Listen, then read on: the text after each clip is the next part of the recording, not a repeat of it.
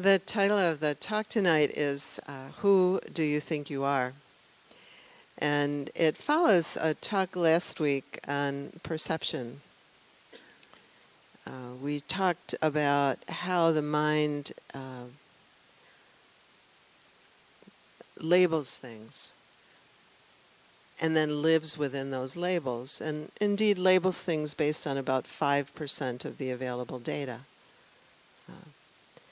And the way we each label things can be different. I was talking about my narrow labels, my narrow vision in a coffee shop, and somebody else might have a very broad way of doing it, but then miss other kinds of data. So it isn't like, we're supposed to be this or we're supposed to be that, but that our perceptions really, by necessity, have to limit the amount of data that we can process at any given time. But the problem is that we tend to live within those perceptions as though that was reality or that was what was true. And so I wanted to follow that this week with a talk on how we use those perceptions to create a sense of self. And I was reading Guy Armstrong's new book on emptiness, and he says there's more going on than meets the eye. Close observation, pointed questions, and sustained reflection are keys to unlock the gates. Close observation, investigation, and sustained personal reflection are the keys.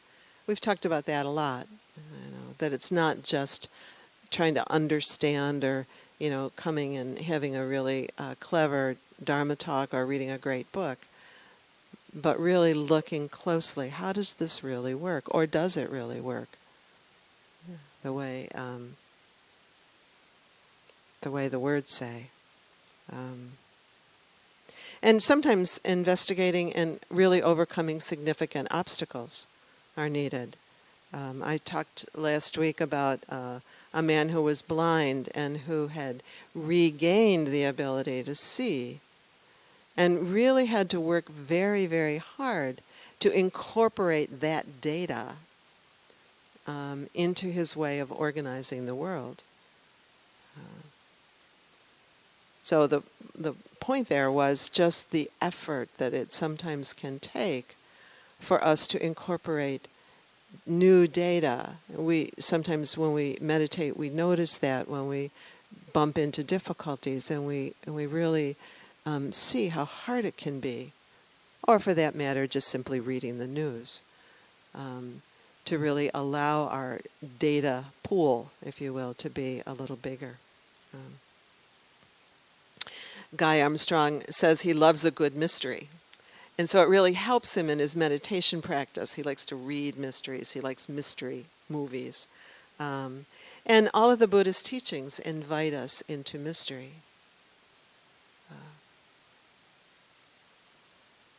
They invite us to really look and see, to contemplate. How does this work? Does this work? And one of the mysteries, one of the really kind of foundational mysteries that the Buddha teaches is that all beings are fundamentally but one aspect, one manifestation of infinite beauty, love, and light. Everyone. And I think of just like the sound of a gong as the kind of light.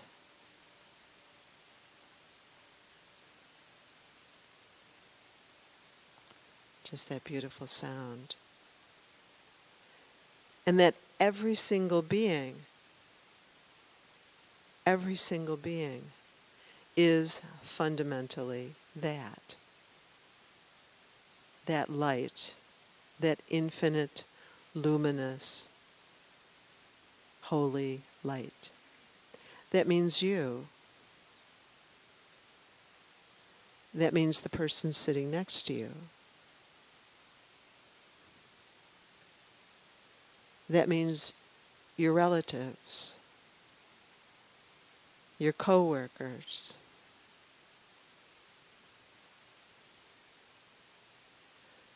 It means Nelson Mandela and Pope Francis and Mother Teresa. It means all those politicians that you read about in the newspaper this morning. It means Roy Moore. It means Osama bin Laden.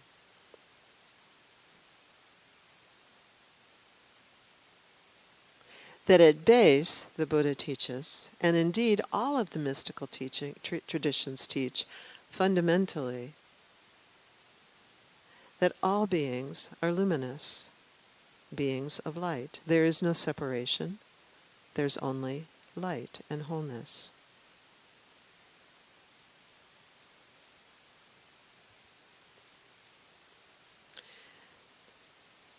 That light gets obscured in more or less profound ways. We've noticed that too. But they're just obscurations. They're just ways that our vision gets clouded. Many years ago, I worked at the what was then the Children's Rehab Center. We had a pretty big staff of people. And one of the people who worked there was named Lester. And in the chain of command, Lester was at the bottom. He was a child care attendant.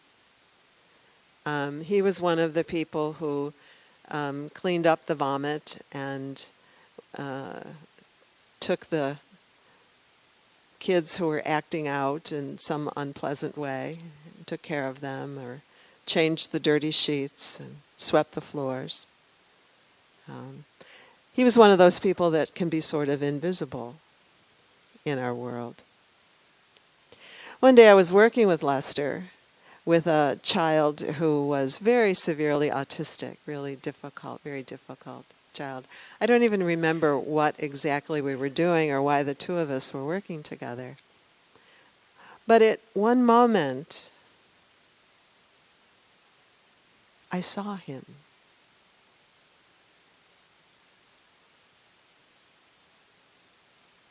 I saw that. I saw that being of light.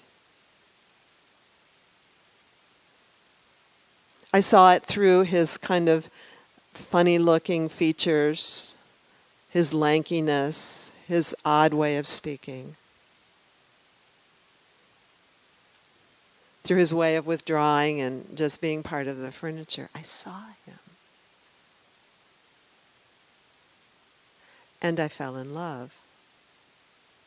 And indeed, we fell in love in just an incredibly beautiful way. Because we fell into that place of just being. It was an incredible gift. It was apropos of nothing in particular. I just saw him.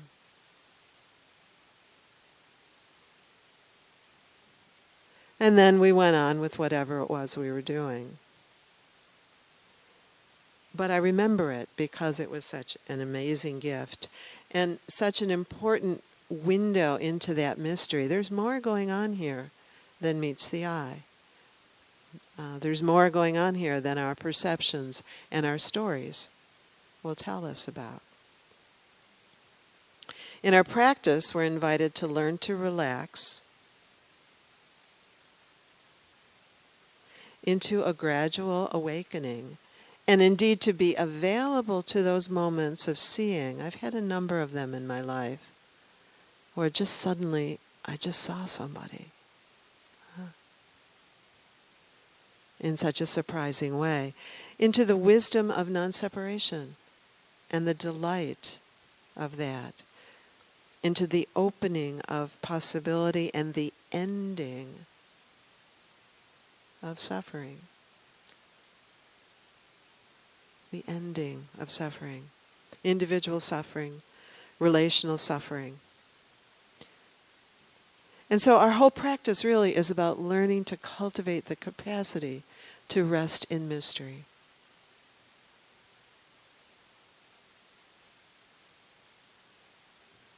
And any teachings that we do, any teachings like now, any teachings tonight, are really just sort of very poor approximations, sort of pointing awkwardly in that direction, inviting us into the mystery, inviting us, if you will, into that, detective novel. How does this work? Really? Roy Moore? Really? I was talking about him last week. I seem to be obsessed with Roy Moore. I kind of am. But we kind of, in our ordinary life, we have these constructions of this is who I am. This is who I am. This is who I am. This is who you are. This is who I am. And then we go on to cultivate and assign the language of this and that and separation and self and other to all the beings, and all sorts of hierarchies and all sorts of gradations and all sorts of rules about it.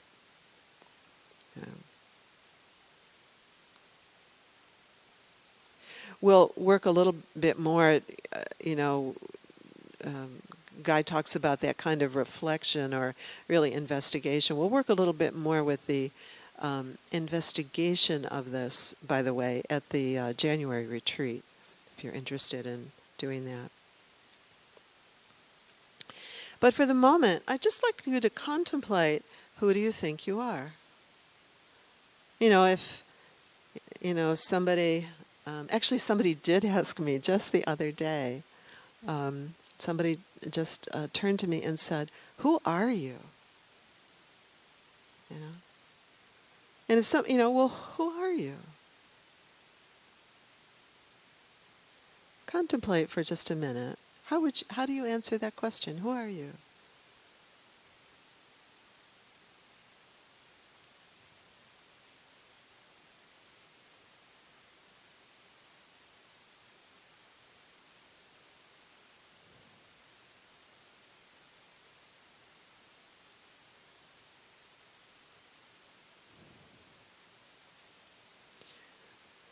We can characterize ourselves in all sorts of ways. What do you come up with?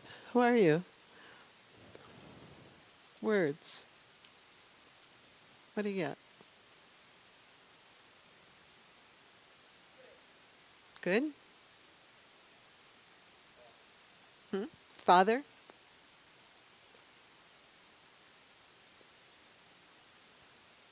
That's it? Come on. What else? The sum of my experiences.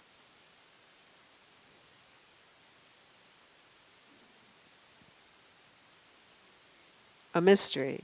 Julie. A field of possibilities. Learning. What? Flawed. How about just physically? How about just ordinary? Are you a girl? A boy? Grown-up woman?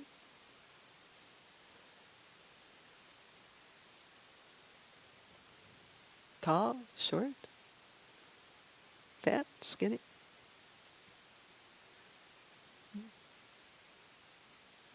Married? Single? Mother, father, stepmother. I'm a stepmother, and it took me about a year after I was married to figure that out. Other people are stepmothers, but not me. Yeah. We identify ourselves. We can kind of pick ourselves out of a picture, by all sorts of characteristics.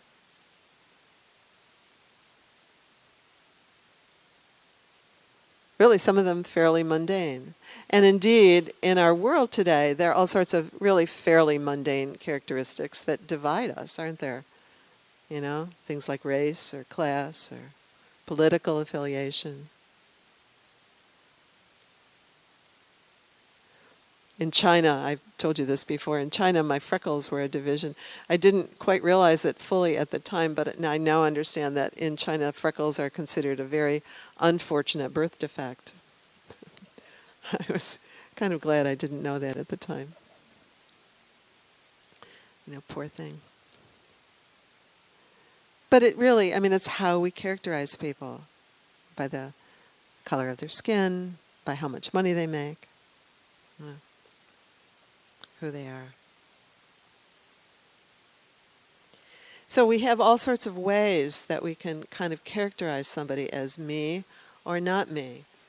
We can do it by, how people dress. Oh, this one's better. We'll put this one over here. By how much people know. This is the collected works of Ajahn Chah. He's one of our major teachers. By how much people know.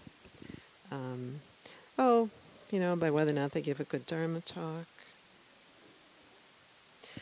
So that we can really take all of these characteristics and the net result is more like that, talking to each other. And then we take that to be what's real. Ajahn Chah talks about, he says we're all, actually it's right here. It's in this smart book. He says we're like rainwater, pure in its natural state. If we were to drop green coloring into clear rainwater, however, it would turn green. If we were to drop yellow coloring, it would turn yellow.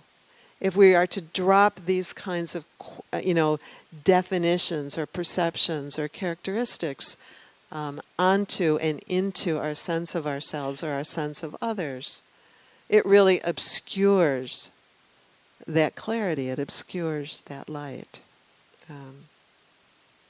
And more modern research is really agreeing with the Buddha about this.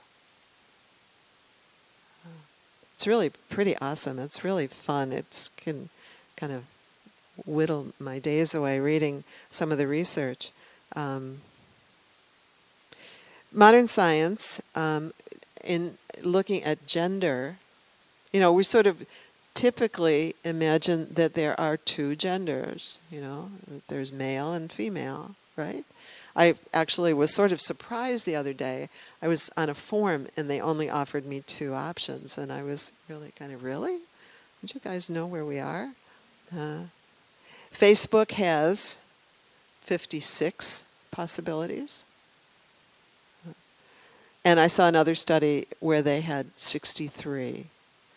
But even so, the thought is that gender as a combination of our assessment of physical characteristics, genitals and DNA, personality, typical interests and behavior, and preference of how somebody expresses themselves emotionally, romantically, and or sexually, those combinations can literally make thousands of possibilities. So, we can be struggling over which bathroom to use, but we actually would need 63 at least. Because gender is really something that is fundamentally socially constructed.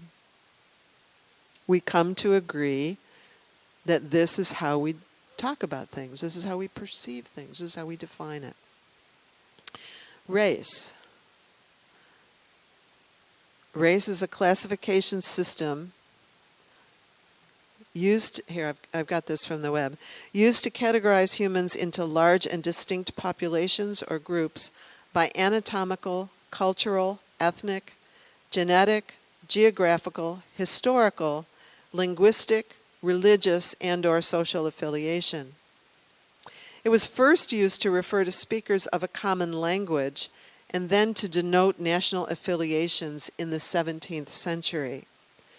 In the 17th century, people began to use the term to relate to observable physical traits. Such use promoted hierarchies favorable to different ethnic groups. there is wide consensus that the racial categories that are common in everyday usage are completely socially constructed, and that racial groups cannot be biologically defined. It's made up.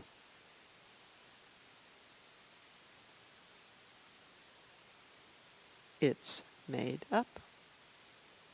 It's a perception of a physical, maybe a physical characteristic, to which we put words, and then we live within those constructs. It's socially constructed.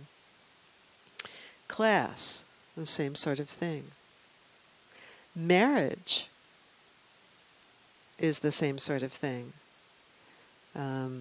That matrimony is actually a constantly changing social institution. I won't go into the details there. But the whole notion, that marriage is this. For example, it used to be purely economic and political exchange. Among families in different countries. Or it could be a purely economic exchange when women we needed protection. So a marriage of an 11-year-old to a man who would protect her. And we still see some of that today. So marriage is also socially constructed. We get together, we have an idea about things, we put words to it, and then we live within those words, and then we start fighting with one another about which clunker is right, And we go to war over those concepts. And the Buddha saw all that in his own experience. This is Joanna Macy. She says, much of what we know comes not from our immediate experience, but from constructs that have been created by our previous conditioning, which in turn have conditioned our processing of our current experience. The environment is not perceived immaculately, but rather is recognized and interpreted in terms of forms we have learned to see.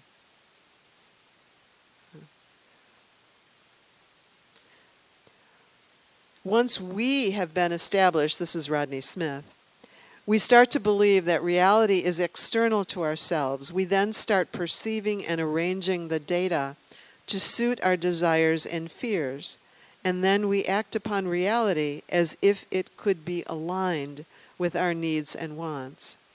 That is when all hell breaks loose, because reality is not divided, and acting upon reality as if we were separate creates the pain and suffering of the world.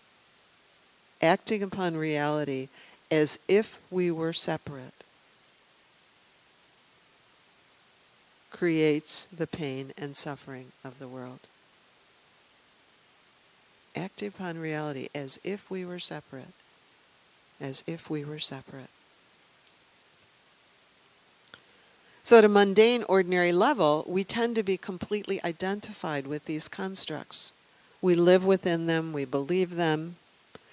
The goal, the evolutionary goal of that kind of a process is safety and survival, and indeed to some extent separation, to the extent that this territory is ours, and the berries, this territory is occupied already. The sex partners belong to us, and the berries belong to us. It's an evolutionary strategy for survival. So it's not like it's a terrible thing we do. It's actually necessary in many, many ways. It was useful at the Children's Rehab Center for Lester and me to each have a sense of where our own, what our own job descriptions were, where our own offices were, where our own homes were, where our own cars were. It was useful to know those things. So it's useful, it's functional, it's practical. It helps us divide really large amounts of data into kind of functional wholes. The challenge is that we tend to believe those divisions as though they were true and as though they somehow reflected some fundamental truth about reality. So the invitation that the Buddha offers us is to be aware of those. He never said that, these separate self doesn't exist. He never said that. He just said that it doesn't exist in the way we think it does. And invited us to be quite a bit less convinced about it all. The problem with these divisions is that in our own sense, we tend to sense that there's something missing. And the problem is that we tend to try to then fix the specifics rather than drop deeper. So, like there's something missing, there's something incomplete about me. And that's absolutely true. There is something incomplete. But it isn't that somehow if I didn't have freckles, that would be better. That isn't what's incomplete. That isn't the problem. Or if, I weighed less, or if I was taller or shorter or smarter or knew more Dharma or whatever, whatever it is that we kind of make up. Or if I didn't have those parents that I had, or if I was never angry, or whatever it is that our mind says is the right way to be.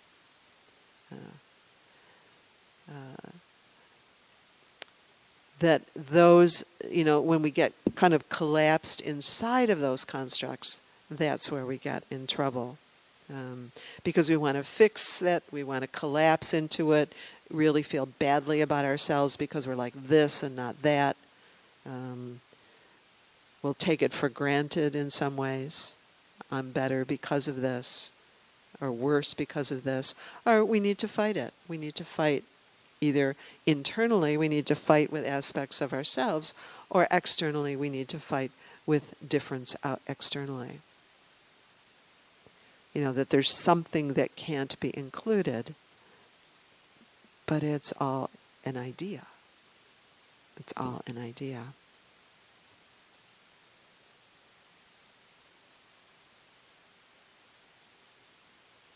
We can take profound awakened consciousness to mean something uniquely special about one particular being.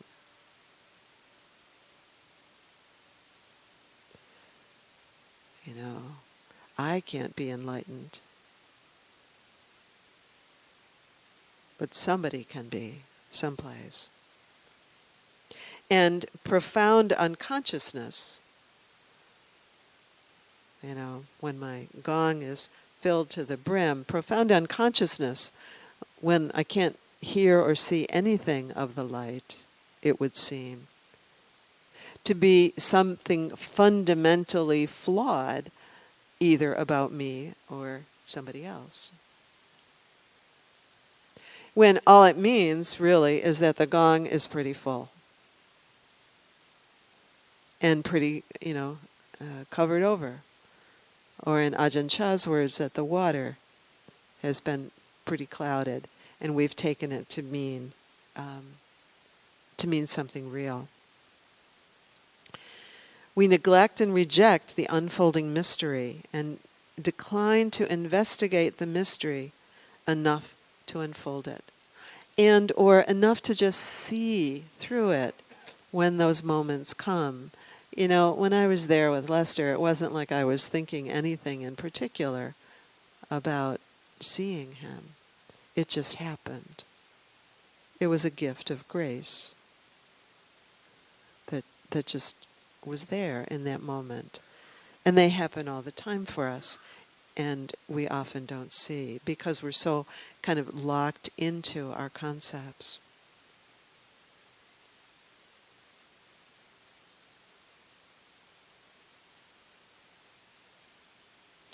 We can't really understand how to work with separation, how to work with racism or sexism, how to work with the political rancor. we can't really understand how to work with it. Unless we understand that we're not ever really separate in the first place. Because if we think we're separate and somebody has to be fixed, it's an invitation to war.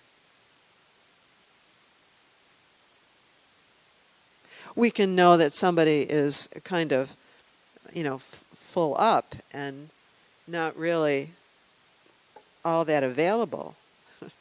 We can know that. But then the challenge really is to kind of see through that and work through that, whether it's individually with myself where, I'm kind of clouded over by something that happened to me, or with somebody else who I can discern is clouded over. We also we don't have to spend a lot of time with people whose gongs are kind of piled high. But how we think about it matters. And how we, consider ourselves and how we consider others matters. And it's really how we make sense of the Buddha's teaching on hatred never ceases by hatred. Otherwise, it's sort of like one person just kind of being nice to somebody else, or one person being a victim of somebody else. But if we go back to Guy Armstrong's sense of, living in the mystery, the sense of, okay, how do I relate to this? What, if anything, is there for me to do with this? And that really is the inquiry, the investigation. But not because any of these divisions are somehow fundamentally real.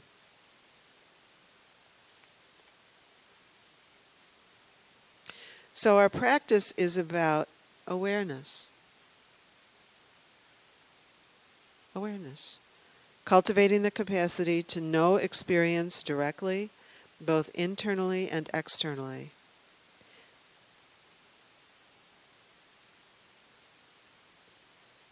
To be available for it. And to notice when our constructs, when our perceptions, as I was talking about last week, when our perceptions, when our constructs, when our narratives are keeping us locked into some kind of self, other, this or that, up or down, right or wrong distinction that really is leading to more suffering.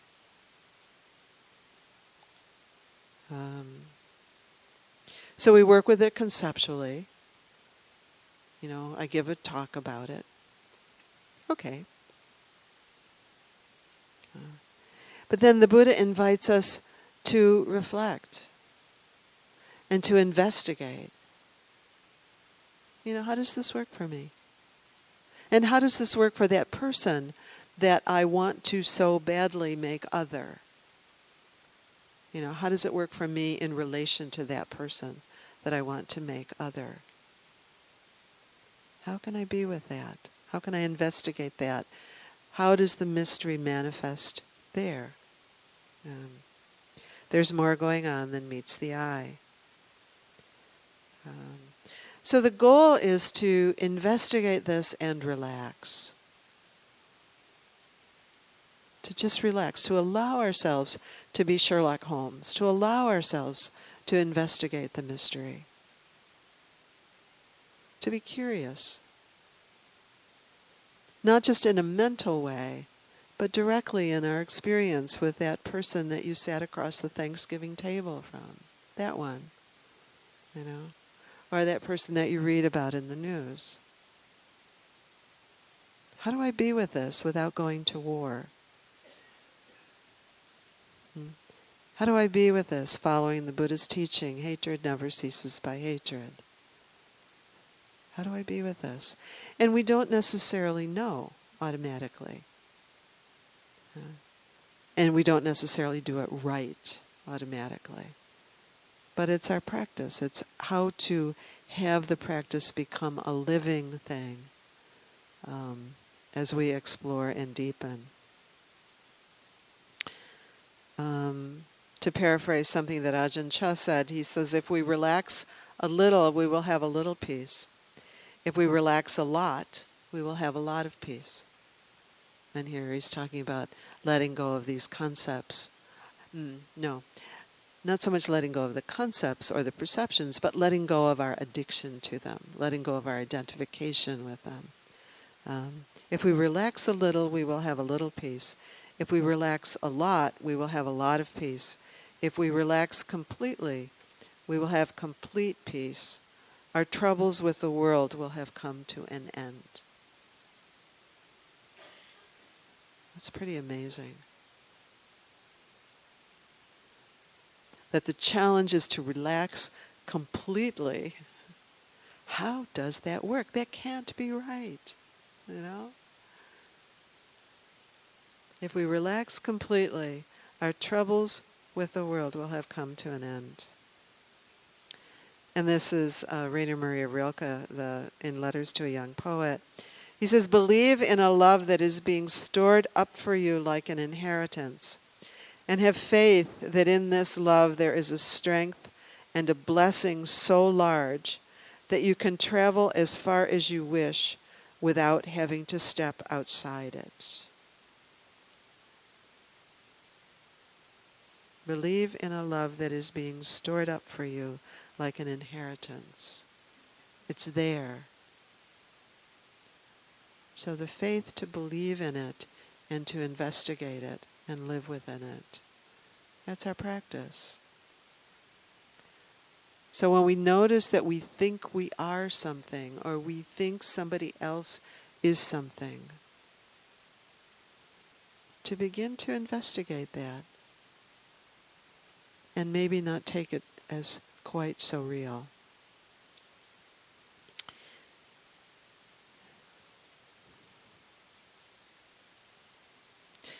Okay, I think I'll stop there.